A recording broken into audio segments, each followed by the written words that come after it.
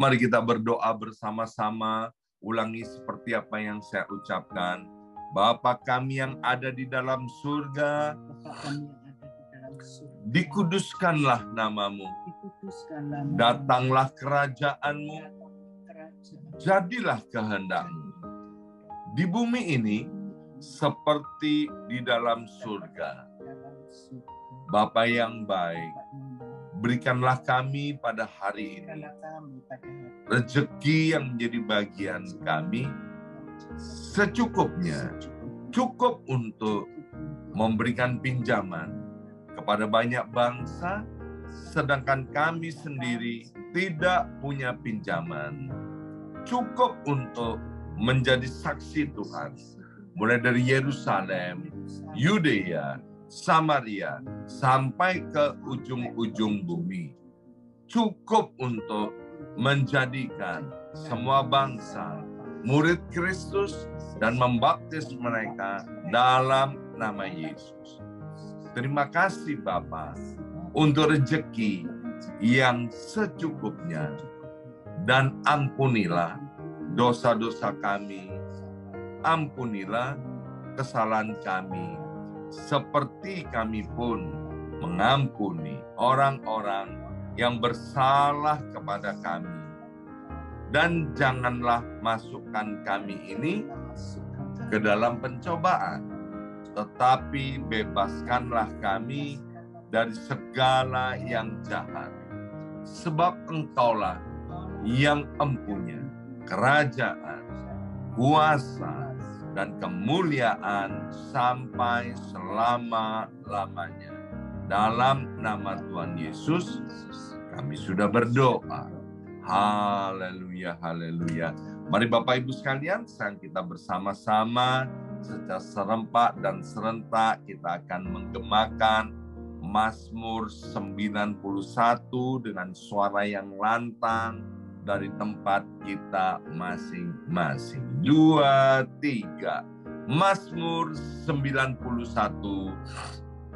Orang yang duduk dalam lindungan yang maha tinggi dan bermalam dalam naungan yang maha kuasa akan berkata kepada Tuhan, tempat perlindunganku dan kubu pertahananku, Allahku yang kupercayai.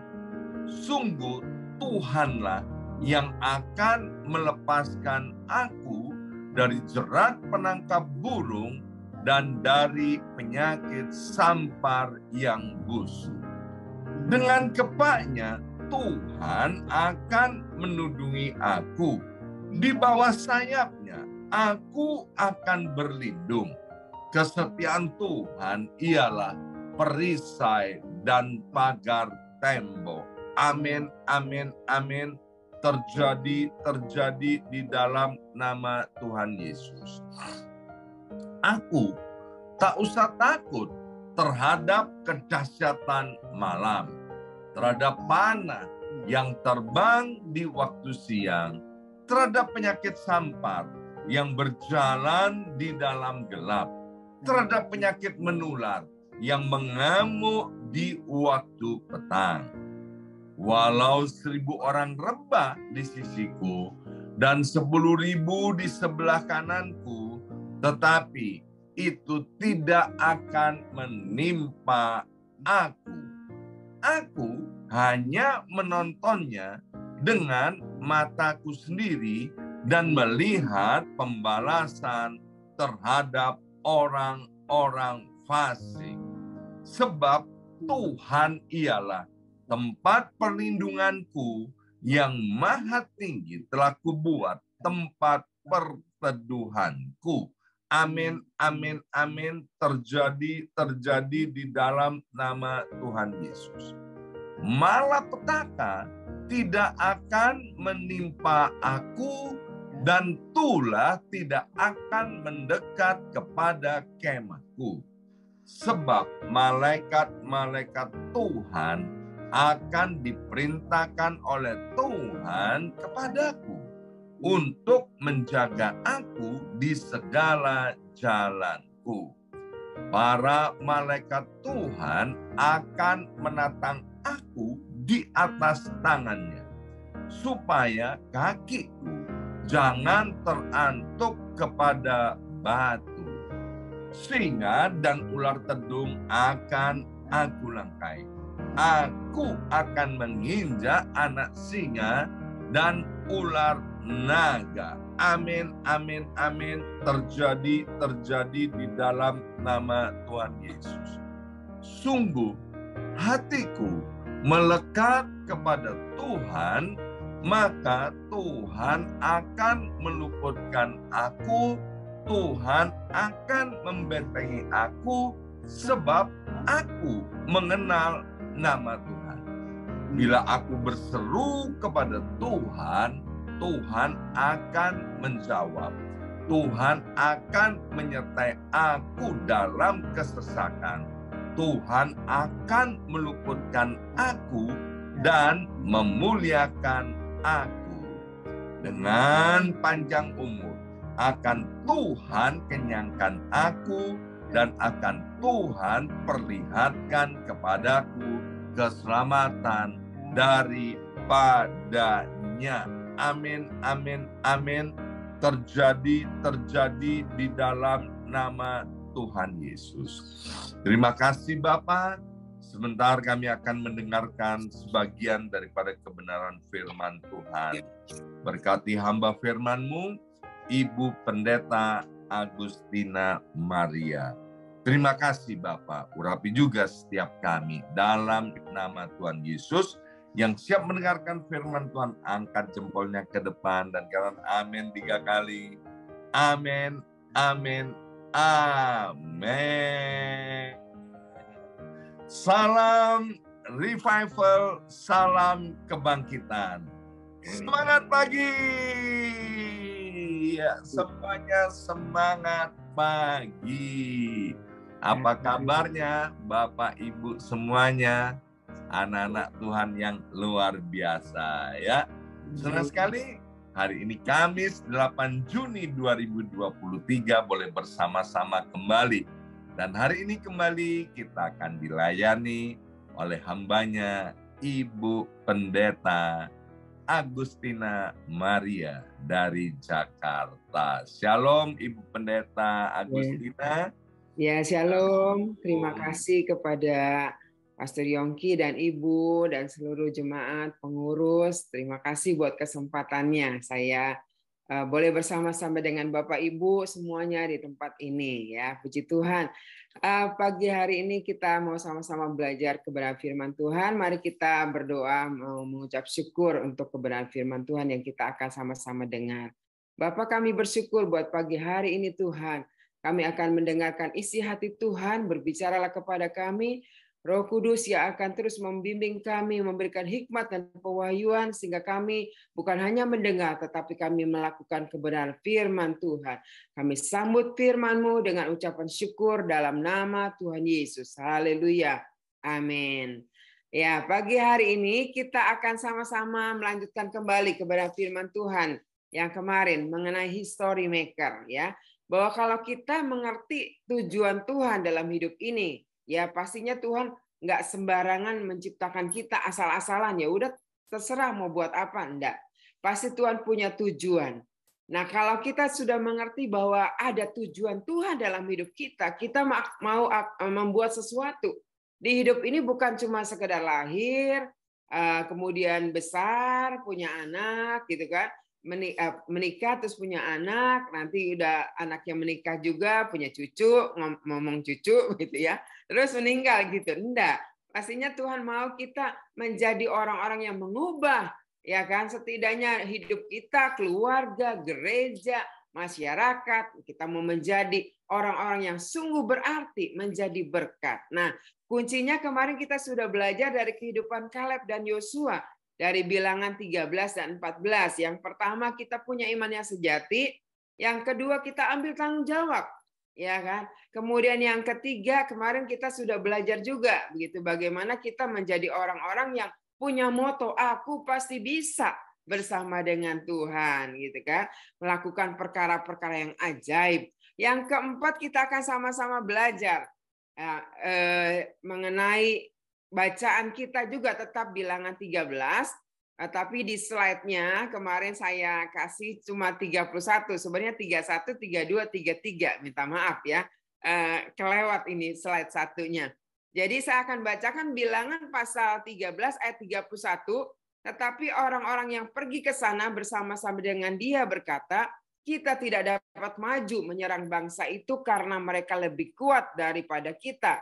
Ayat 32, juga mereka menyampaikan kepada orang Israel kabar busuk tentang negeri yang diintai mereka. Dengan berkata, negeri yang telah kami lalui untuk diintai adalah suatu negeri yang memakan penduduknya. Dan semua orang yang kami lihat di sana adalah orang-orang yang tinggi-tinggi perawakannya. Juga ayat 33, juga kami lihat di sana orang-orang raksasa, orang enak yang berasal dari orang-orang raksasa.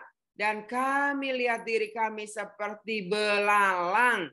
Dan demikian juga mereka terhadap kami.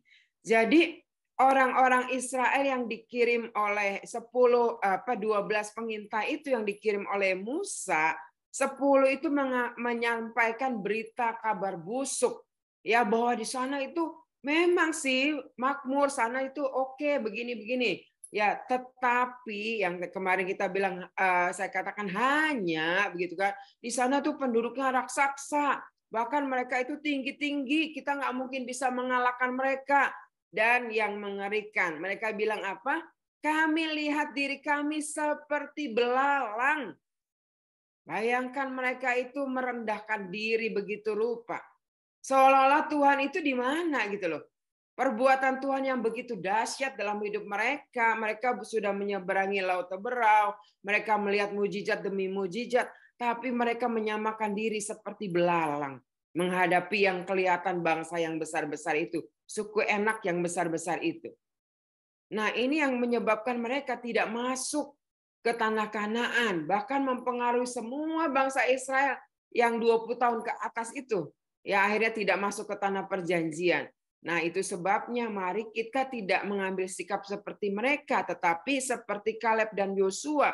Kalau kita baca yang kemarin itu, bahwa Kaleb dan Yosua kita pasti masuk gitu kan. Kita pasti maju, menduduki, kita pasti masuk. Jadi intinya yang keempat, kalau kita mau menjadi history maker, jangan pernah menjadi orang-orang yang citra dirinya itu buruk begitu ya. Mari kita punya citra diri yang positif kalau kita mau menjadi history maker. Amin. Jangan kita istilahnya punya self esteem yang rendah. Mari kita menjadi orang-orang yang percaya bahwa Tuhan itu menjadikan kita orang-orang yang berharga. Karena kita ini masterpiece-nya Tuhan gitu loh. Kita ini punya apa istilahnya, punya pencipta yang dahsyat. Di dalam Yesaya 43 ayat 4 dikatakan kita ini berharga, mulia dalam pandangan Tuhan. Tuhan itu mengasihi kita. Jangan pernah ada yang mengatakan bahwa saya ini orang yang nggak berdaya, saya ini nggak bisa apa-apa, saya ini keluarga saya ini dari keluarga yang broken gitu kan. Saya ini keluarga yang dulunya orang tua saya penjudi, dulunya keluarga saya ini orang yang miskin, bodoh dan segala macam. Enggak. Tuhan itu menjadikan kita semua berharga. Kalau orang mau menjadi history maker, jangan pernah merasa bahwa dirinya nggak ada apa-apanya, nggak berharga, begitu ya, minder. Kita harus melihat bahwa Allah itu menciptakan kita, mendesain kita. Bahkan kata firman Tuhan sejak dari kandungan, nggak sembarangan, begitu kan? Ada orang berkata, kenapa kalau sembarangan kok Tuhan? Misalnya yang matanya sipit, kok Tuhan menciptakan saya seperti matanya segaris, asal-asalan gitu ya Tuhan bikin? Enggak. Tuhan pasti punya maksud yang terbaik. Apapun kita itu yang terbaik yang Tuhan beri dalam hidup kita. Kalau manusia aja buat kursi itu baik, itu kan kalau dijual di pameran itu bagus-bagus semua. Perabotan semua baik. Manusia aja berusaha menciptakan membuat yang terbaik, apalagi Tuhan, sang maestro itu, begitu kan, pencipta itu pasti dia sudah membuat kita itu yang terbaik menurut pemandangan Tuhan. Coba kita bilang saya spesial, amin. Saya spesial di mata Tuhan. Bapak, Ibu, Saudara semua spesial di mata Tuhan. Ya kan? Kalau orang spesial sudah menyadari dirinya spesial, pasti ya kalau dia melayani pun nggak usah tawar-tawar. Oh, saya nggak bisa. Saya belum bisa melayani. Enggak. Dia akan berkata, saya siap melayani Tuhan. Dimanapun Tuhan tempatkan, dimanapun Tuhan, bidang apapun, saya siap, gitu kan? Kalau orang yang menyadari dirinya itu punya citra diri positif, dia juga nggak perlu kalau ada orang yang fitnah dia atau singgung dia, nggak perlu tersinggung, begitu kan? Karena dia sudah berharga. Kalau orang yang tidak berharga itu baru boleh begitu, begitu kan? Kalau misalnya kita ini harus tahu bahwa diri kita ini berharga, spesial gitu, seperti permata yang mulia. Permata berlian, Bapak Ibu, misal berlian yang yang kinclong begitu ya, yang silau gitu ya, udah apa istilahnya pahatannya begitu rupa, begitu sekian banyak. Nah, dibuang begitu kan, dibuang ke got gitu. Terus ini di sebelah sini nih, orang mau ambil nggak? Mau ambil. Ya harganya sampai berapa gitu. Waktu tur ada seorang, waktu tur kami sama-sama begitu, ada yang beliin istrinya 1 M lebih begitu ya, berlian gitu ya, cincin berlian. Gitu. Ya ditaruh di got tetap aja orang mau ambil dan itu dijual berharga. Nah sama, kita itu jangan pernah merasa diri kita tidak berarti. Sekalipun orang merendahkan kita dan segala macam, sesungguhnya bahwa kita ini adalah orang-orang yang berharga di mata Tuhan. Jadi jangan pernah kita menjadi orang-orang yang rasanya nggak bisa apa-apa, ya, yang kemudian minder dengan penampilan kita, ya, kemudian membanding-bandingkan diri dengan orang lain, nggak perlu. Kenapa ya saya tidak sekaya dia ya? Kenapa ya saya tidak seganteng dia ya? Kenapa ya saya tidak secantik dia ya? Kenapa ya saya tidak kayak dia punya potensi bla bla bla bla? Kenapa ya saya cuman begini ya? Kenapa ya cuman begini ya? Enggak begitu. Bahwa sesungguhnya kita adalah semua spesial di mata Tuhan. Apapun latar belakang kita, bagaimanapun kita dibesarkan begitu ya, bahwa kita semua berharga, terlebih kita sudah ditebus oleh darah Yesus yang mahal itu, ya. Jadi kalau kita mau menjadi history maker, yang keempat, milikilah citra diri yang positif. Yang kelima, yang terakhir, gitu ya. Yang kelima, yang terakhir, bahwa perkataan yang membangun bukan meruntuhkan. Dari ayat yang tadi saya sudah baca dari 31 sampai 33 dikatakan mereka juga menyampaikan, ayat 32, juga mereka menyampaikan kepada orang-orang Israel kabar busuk tentang negeri yang diintai mereka dengan berkata, negeri yang telah kami lalui untuk diintai adalah suatu negeri yang memakan penduduknya. Dan semua orang yang kami lihat di sana adalah orang-orang yang tinggi perawakannya dan terus seterusnya. Jadi mereka tuh menyampaikan kabar busuk. Seharusnya kalau mereka lihat seperti itu, nggak harus menyampaikan kabar busuk yang luar, seperti lebih membesar-besarkan keadaan gitu. Seolah-olah Allahnya tuh kecil gitu, yang sudah melakukan perbuatan yang ajaib itu, yang mujizat demi mujizat itu sudah tertutup dengan apa yang mereka lihat, seolah-olah ada raksasa di sana. Nggak mungkin kita bisa meraih janji Tuhan di sana. Jadi seolah-olah Tuhan nggak ada gitu ya. Kenapa? Karena mereka menyampaikan kabar busuk. Semua orang yang dengar itu sampai gelisah dan mereka juga semuanya akhirnya ketakutan. Dan mereka ini juga sepakat nggak mungkin kita masuk ke sana. Tetapi Kaleb dan Yosua di dalam pasal 13 dan 14 yang kemarin saya sudah baca, Kaleb dan Yosua berkata, tidak, kita pasti maju, kita bisa menduduki. Yosua juga begitu. Kita pasti bisa menduduki, hanya jangan memberontak kepada Tuhan. Jadi seorang history maker jangan pernah mengatakan kata-kata yang meruntuhkan orang lain, tetapi mari membangun, ya. Jadi perkataan membangun bukan meruntuhkan. Hari-hari ini apakah perkataan kita adalah perkataan yang membangun? Ya, perkataan kita harus membangun. Ada seorang yang bernama Profesor Masaru Emoto. Dia pernah menjadi seorang penulis buku terlaris dari New York Times, National Geographic.co.id. dia menyelidiki, membuat penelitian. Waktu itu sempat jadi viral juga begitu ya, membuat penelitian bahwa dia membuat penelitian air di 2 tempat. Yang satu air selalu diperkatakan perkataan yang positif. Air ini baik, thank you, gitu kan, love, I love you, pokoknya air ini bermanfaat, kamu berguna, intinya seperti itu. Nah, tapi yang satu selalu dikatakan I hate you, saya benci kamu, kamu jelek, gitu, air tuh nggak berguna dan segala macam. Ternyata dari penyelidikan dia, Masaru Emoto ini, profesor ini membuktikan bahwa dari air yang selalu diperkatakan yang positif terbentuk kristal-kristal yang indah. Sementara dari air yang selalu diperkatakan I hate you, jelek-jelek pokoknya semuanya, ternyata kristalnya bukan bentuk yang bagus gitu, jelek sekali, nggak terbentuk malahan ya, begitu rupa jelek. Jadi seorang profesor secara alamiah ya, istilahnya secara ilmiah membuktikan bahwa perkataan itu ternyata mempunyai daya cipta. Makanya jangan pernah kita menjadi orang-orang yang memperkatakan hal-hal yang negatif. Tapi biarlah perkataan kita membangun, karena perkataan itu ada daya cipta. Kalau kita berkata kepada anak kita, kamu jelek, kamu nakal, jadilah nakal, gitu ya. Kami pernah melayani seorang remaja, bukan remaja lagi, pemudi. Dia kena sakit schizophrenia. Kenapa ternyata kena sakit schizophrenia? Akhirnya kami juga bilang ini lebih baik dibawa ke psikiater aja karena kami bukan menangani seperti itu.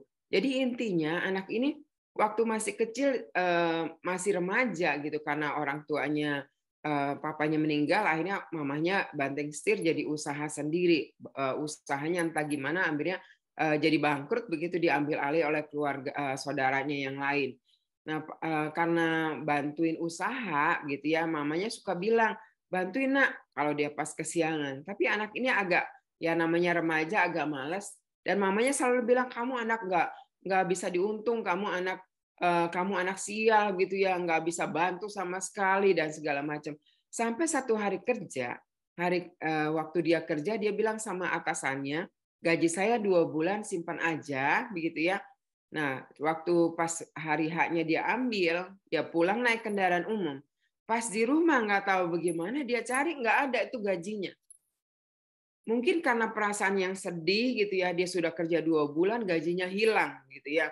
Dia sedih nggak tahu bagaimana, akhirnya sampai lama-lama tuh kayak ada ya kayak ada perkataan-perkataan yang bagaimana, kan orang biasa gitu kan, ada halusinasi kalau orang kena schizophrenia, awal-awalnya seperti itu. Dia sampai dia merasa ada perkataan-perkataan terngiang dari mama, iya memang kamu anak yang tidak berguna, kamu anak yang nggak beruntung dan segala macam, nggak tahu diuntung dan segala macam. Ya terjadi seperti itu ya, sampai dia dewasa, istilahnya dari sejak itu dia akhirnya kena schizophrenia. Kenapa? Saya mau ambil kesimpulan bahwa mamanya ya dulunya suka bentuk begitu.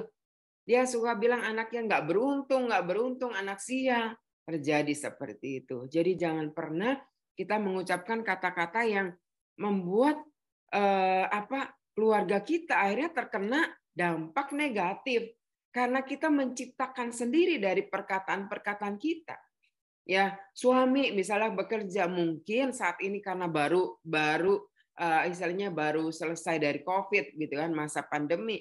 Kemudian kita berkata, nih kerja percuma, kerja nggak naik nih gaji begitu kan. Ya jangan salahkan nanti kalau terjadi satu saat nggak lama lagi mungkin suami kerjanya di PHK begitu kan, berhenti dari pekerjaan. Karena apa? Karena kita sendiri yang menciptakan perkataan kita gitu ya, dari perkataan kita itu menciptakan hal yang kedepannya. Itu sebabnya jangan pernah kita mengucapkan hal yang negatif ya. Perkataan itu juga perkataan negatif itu punya dampak yang buruk. Ya, itu sebabnya kita jangan pernah mengucapkan hal yang buruk ya, hal yang buruk dalam situasi apapun gitu ya. Pernah ada seorang anak yang bunuh diri, kemudian di kantong bajunya didapati, maafkan mama papa, anakmu yang tidak pernah engkau banggakan. Jadi anak ini sudah berprestasi, berusaha untuk berprestasi, tapi papa mamanya selalu bilang, kamu baru segitu aja, kamu baru segitu aja, gitu ya. Masih bisa kamu yang masih bisa kamu bisa lebih lagi. Baru segitu jangan bangga, gitu ya. Baru segitu aja udah belagu, begitu ya kalau bahasa Jakartanya. Jadi anak ini merasa kok dia udah berusaha mencapai ini, nggak pernah papa mamanya puji. Wah, kamu luar biasa, Nak. Kamu hebat. Kamu anak kebanggaan Tuhan, anak kebanggaan papa mama.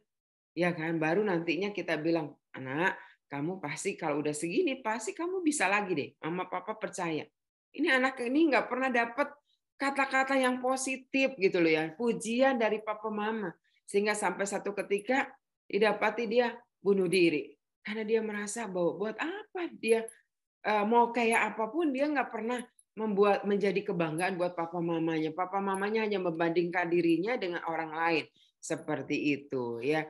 Jadi mari kalau ada perkataan negatif, kata-kata yang pernah kita ucapkan buat keluarga kita, buat apapun ya, mari kita jangan kita biarkan perkataannya sudah kita walaupun itu sudah berlalu kita mau berkata saya mau cabut kata-kata negatif gitu ya. Saya tidak mau keluarga saya siapapun yang pernah saya ucapkan kata-kata yang negatif itu saya mau cabut perkataan-perkataan itu, perkataan kutuk dan sebagainya di dalam nama Tuhan Yesus. Sehingga kita hanya mau mengucapkan kata-kata yang membangun bukan meruntuhkan ya. Jadi 5 perkara ini kalau kita mau menjadi history maker, yang pertama miliki iman yang sejati, ya. Yang kedua ambil tanggung jawab. Yang ketiga punya moto hidup, saya pasti bisa bersama Tuhan. Yang keempat miliki citra diri yang positif. Yang kelima perkataannya membangun bukan meruntuhkan. Ya, amin. Buat kebenaran firman Tuhan, mari kita sama-sama berdoa mengucap syukur. Haleluya. Terima kasih Tuhan buat kebenaran firman-Mu Tuhan. Pagi hari ini kami belajar kebenaran-Mu bahwa kami mau menjadi orang-orang yang berkata kepada diri kami spesial. Karena Tuhan sudah merancang diri kami begitu rupa spesial. Karena Tuhan punya rencana yang besar untuk kami kerjakan. Tuhan, kami mulai hari ini kami mau memperkatakan hanya perkataan-perkataan yang baik, yang membangun kepada istri kami, kepada suami kami, kepada anak-anak kami, kepada orang tua kami, kepada siapapun Tuhan yang ada, yang Tuhan percayakan kepada kami Tuhan.